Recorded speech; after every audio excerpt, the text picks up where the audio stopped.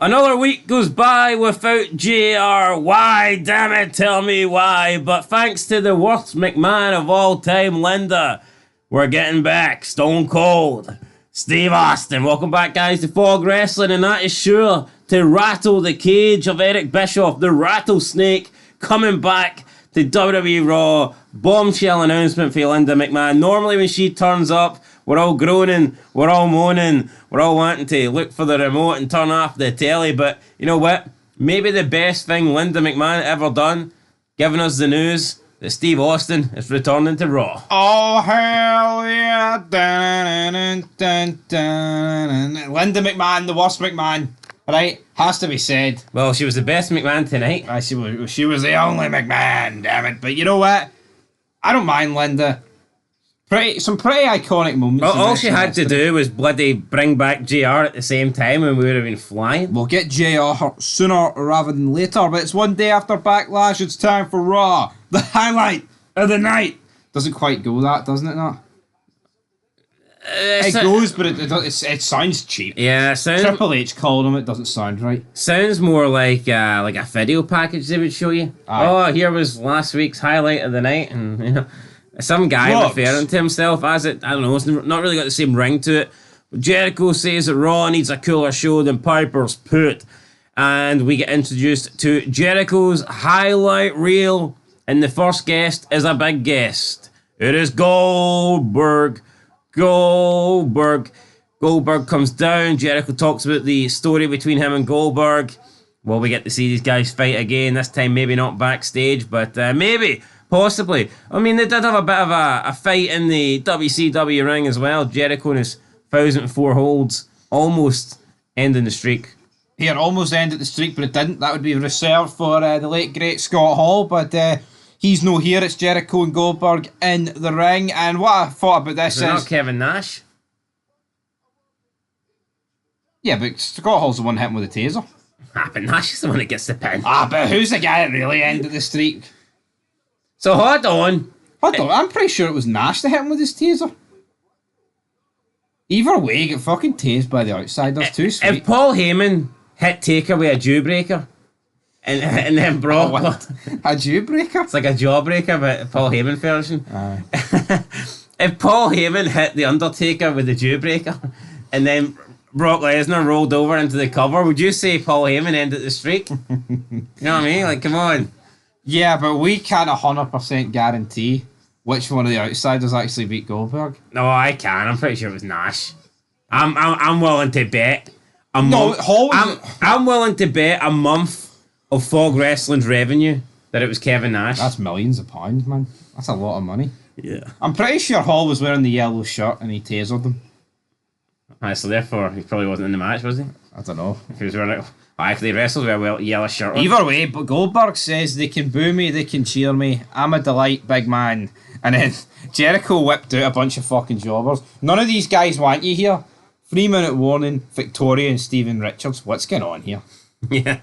We don't want them either. Yeah, Christian... Well, I don't mind Victoria and Stevie Richards, but 3-minute warning can go. Christian calls himself the new People's Champion.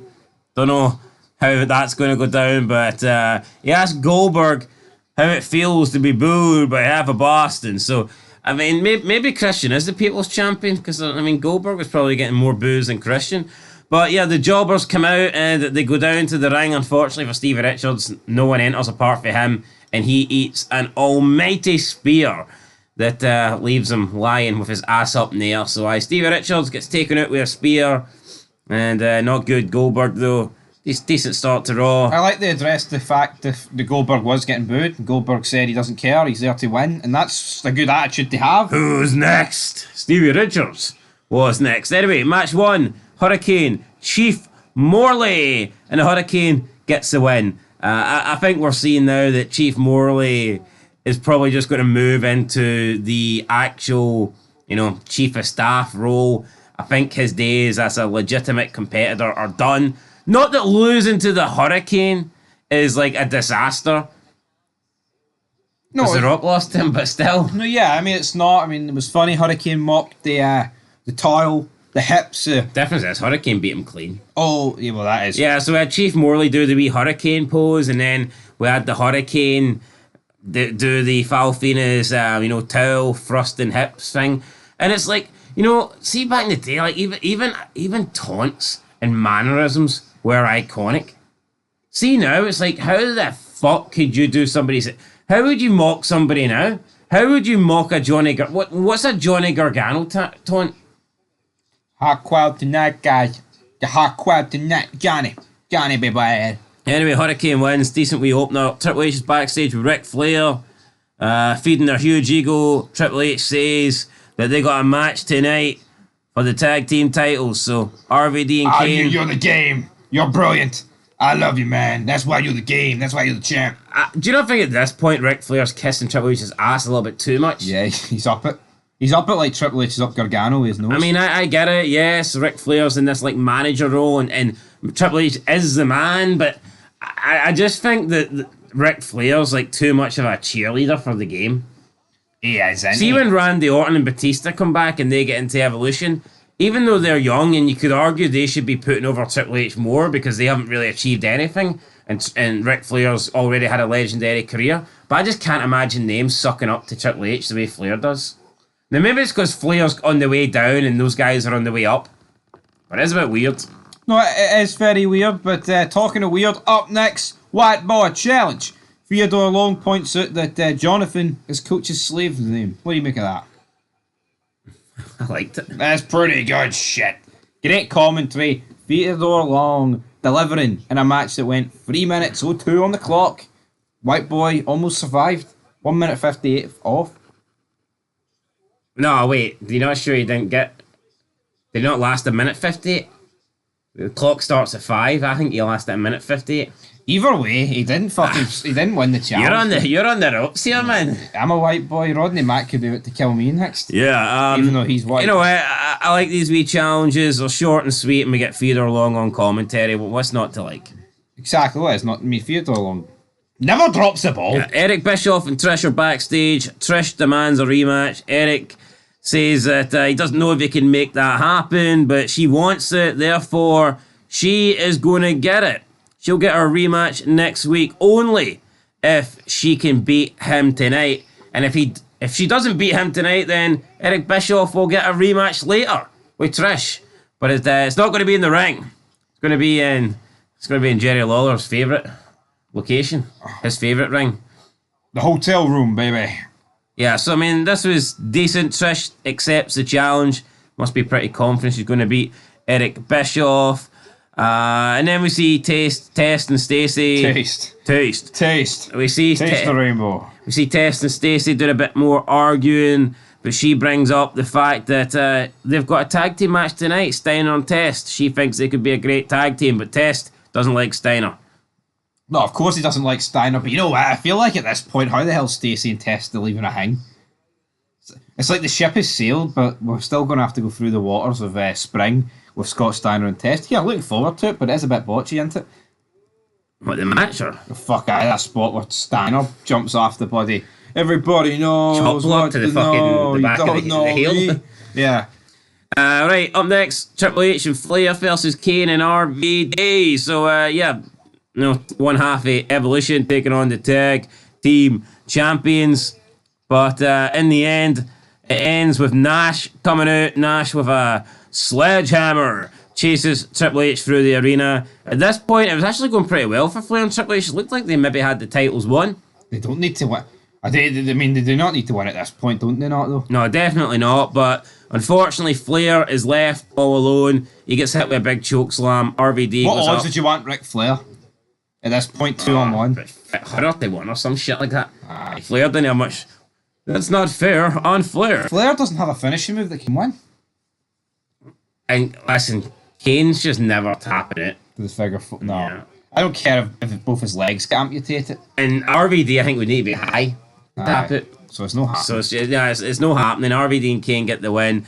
We then get Scott Steiner Test versus Nowinski and Rico. We had Rico hitting a few of his kicks, but I mean, not a lot in there. Steiner getting in after Test, hit a lot of offense, but Steiner tags himself in, hits the reverse neck breaker. I mean, it's like a death drop, isn't it? Yeah, I mean, it is a death drop, but I like Scott Steiner and Test. This tag team, muscles. On your muscles. No, it's good. Steiner then gives his catchphrase after the match, but La Resistance appear. You American pigs. Wee wee. Yeah, we get some USA chants. Steiner then tells them to come down and get an American ass whooping. And they do attack Steiner, and they put Steiner through the middle of the ring. Well, not through it, but they plant him with a big, I don't know what he calls, like a double spine buster type maneuver. Yeah, no, it was a double spine buster, but La Resistance, they needed to debut with someone big getting battered. And even though Steiner's stock's dropped, I mean, they're not going to come out and batter Kevin Nash, are they? It had to be Steiner. I don't know, Kevin Nash lost in his first match back. He did. Not clean, no. Stock's dropped. Booker T against Christian. What do you make of this match? Yeah, no, good match. All right, Goldberg comes down, hits a jackhammer on Jamal. So we've seen that Booker T was saying he's happy that Goldberg is here. I'm the only player happy player. Yeah, he's the guy for WCW. And then we see that crew that seemed to have an issue with Goldberg earlier. They came out to get involved in Booker T's match. We had Rico and we had 3-minute warning. But don't worry, because Booker T had backup pretty soon. And Goldberg comes out, pretty much wipes the floor with everybody. No contest. Spears Rosie through the barricade. Very good. This looked good. Yeah, Goldberg coming out, wrecking machine, and a spear through the back. And the commentary team said they've never seen anything like that before. And I think that is actually legit.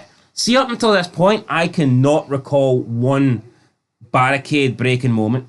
Yeah, I can remember a few table spots against the barricade. I think Invasion 2001. There was a couple, but the barricade didn't break. It was like a table broke at the corner of the barricade. But at this point, this is probably the first one. See now, man, you get this like once a month. Yeah, it's fucking cheap, isn't it? Pretty damn lame. There was a period where we used to get it a couple of times a night. Like Yeah. pay-per-views, it was fucking ridiculous. Yes, we see Trish Stratus is warming up, Eric Bischoff is warming up, and we get the match. It's Trish and Eric going on the main event of Raw, but it's not really a one-on-one match because Jazz comes down, she gets involved, she starts beating the shit out of Trish Stratus, and Eric, in the end, gets the win. Victoria also came out as well, so I mean, it was 2-on-1. Yeah, I mean, not that really Eric Bischoff needed help to defeat Trish, but he does do it in the end eventually, and you can tell at this point they've lost The Rock. And you know what though? They lose The Rock, and then obviously we get Austin back here. You got Hogan coming back on SmackDown. It's like, even at this point when you lost guys, they brought guys back. No, absolutely. Eric then tells Jazz and Victoria to leave her alone because he needs her to stay awake. And he says that he's going to be able to teach Trish a few things and maybe she can teach him a few things. And he gets the pinfall. He gets the 1, 2, 3. But before he can celebrate or before he can cash in on his stipulation, his little deal with Trish, we see a limo arrive. And who gets out of the limo? None other than Linda McMahon. And we see Eric Bischoff quickly panicking here. He's like getting the referee to help Trish up and check on Trish, even though that was the least of his concerns like 10 seconds ago. Linda McMahon makes her way to the ring. Bischoff starts apologising. He's like, yeah, it was just a joke, I wasn't going to do anything to Trish, just some light-hearted banter. And then he says he doesn't have any interest in Trish. In fact, he likes an older woman, a more mature woman. Just like Vince did. Yeah. Vinnie Mac, not really. I mean, Bischoff's trying to obviously, but no, I like about this. So it's the fact that, I think you touched on it recently, it's like, in 2025, they are out there, like they know all the cameras are on them. But here, it's like, it's so obvious that Bischoff did in fact just batter Trish in the middle of the ring. But obviously he's like pretending that he didn't. Because they're pretending it's real. Yep. But now it's all about, we know we're arriving, look at our suitcases. Anyway, all that fucking matters is Austin's arriving, folks. 1, 2, 3, bang, bang, stunner, good Yeah, night. Linda announces that from now on, Bischoff's going to have to be sharing his duties as GM 50-50 down the middle. He's got somebody new, a new co-general manager. And I mean, Eric Bischoff didn't really seem to take the news that badly until, of course, he was told it was Stone Cold Steve Austin. He did not like that part. And then, bang, Stone Cold Steve Austin makes his way to the ring. What? Steve asked for a handshake. It's like, come on, me and you, partners, 50-50, half and half. What? What? So it looks like they can be a match made in heaven. Stone Cold wants a handshake. He wants to put everything in the past behind them. He's like, that's it. Going forward, Eric, we work together. No physical contact. No beefing. No rivalry. Friends. Me and you. Partners. Teamwork. 50-50. What? Bischoff's like 50-50. And eventually he shakes hands and Austin just tells him, next week. Hits him with a stunner. And that's it. We see Austin celebrate with a beer. Bischoff's laid flat out. And that is now it. There can be no physical contact between Stone Cold and Eric Bischoff. They're now officially partners. And I'm actually looking more forward to this than I was Ric Flair McMahon. No, absolutely. And obviously this lasts right through to November with Survivor Series, the 5-on-5 match. So strap it in for some fucking good The next shit. 6 months can be great. Absolutely. But was this show great? What's your rating? Didn't think the show overall was great. Going to be honest, I think it was probably one of the worst Raws we've seen in a while. Yep. No Dwayne. No Dwayne. Good Dwayne. I'm going to get a 6 out of 10. Yeah, I think a 6 is about right.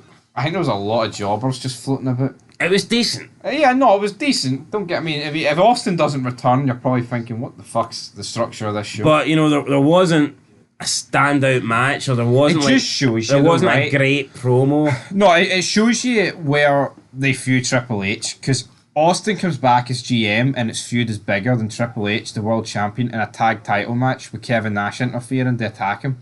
Yeah, I mean, I think the show started good with Jericho, Goldberg in the highlight reel, and I think the show ended good. See, Triple H, he's lucky. Like in the middle, it was a wee bit. Triple H is lucky. The Rock went to Hollywood and Austin's neck was done. He would not have had a reign of terror. No. Not a chance. There's no way Triple H would have held the belt for the best part of 2 years if those guys were full-time on Raw. No. Anyway, folks, 6 out of 10. Top 5 moments up next. Till then, though. Peace.